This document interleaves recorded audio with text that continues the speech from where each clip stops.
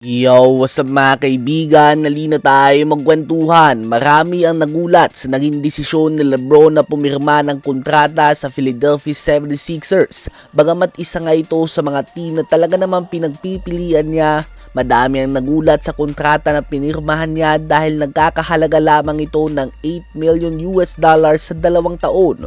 Pumirma nga siya ng minimum deal mga kaibigan.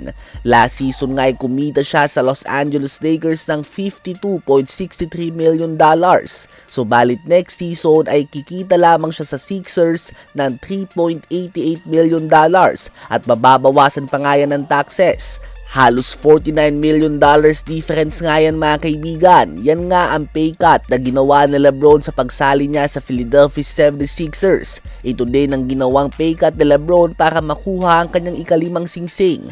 Pinuri nga ito ng iba at sinabi na napaka-unselfish nga daw talaga ni Lebron. Habang may iba naman na nagsasabi na nagpapakita umano ito ng pagiging desperado na magkampiyon. Ganun pa man ang sa palagay ko nga ay nagpapakita din ito ng matinding kagustuhan niya na umalis sa Los Angeles Lakers.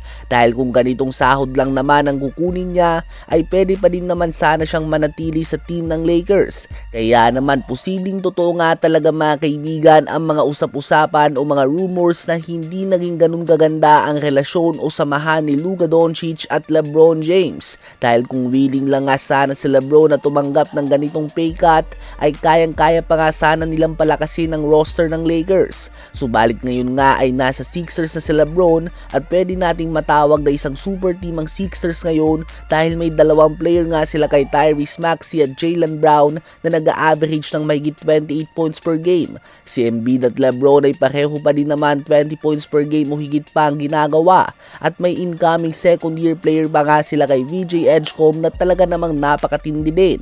Speaking of Sixers, kanina ay opisyal nang nakumpleto ang buyout ng kontrata ni Kentavious Caldwell-Pope sa Memphis Grizzlies at kapag na-clear na nito ang waivers ay pipirma na din ito ng kontrata sa Philadelphia 76ers.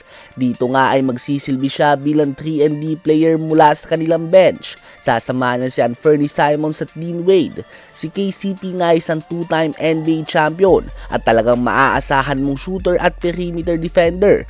Tiyak nga na malaking tulong ito mga kaibigan sa Sixers. Isama na din natin sa balita na ito na bagamat maglalaro nga si LeBron sa Philadelphia 76ers sa state ng Pennsylvania, ang all-time scoring leader ng NBA ay maninirahan sa New York City, Manhattan. Ito ay sa dahilan na hindi din nga talaga ganun kaganda ang syudad ng Philly sa ngayon. Madaming gumagamit ng pinagbabawal na gamot at hindi din ganun kaganda ang environment para sa kanyang anak at asawa. Si LeBron ay mag-aalakobi nga at gagamit ng private chopper o helicopter sa bawat ensayo at laro na dito. Ang helicopter nga na Manhattan patungo sa Philadelphia ay inaabot lamang ng 45 minutes so hindi naman ito ganun kalayo mga kaibigan. Ano ba masasabi nyo tungkol dito?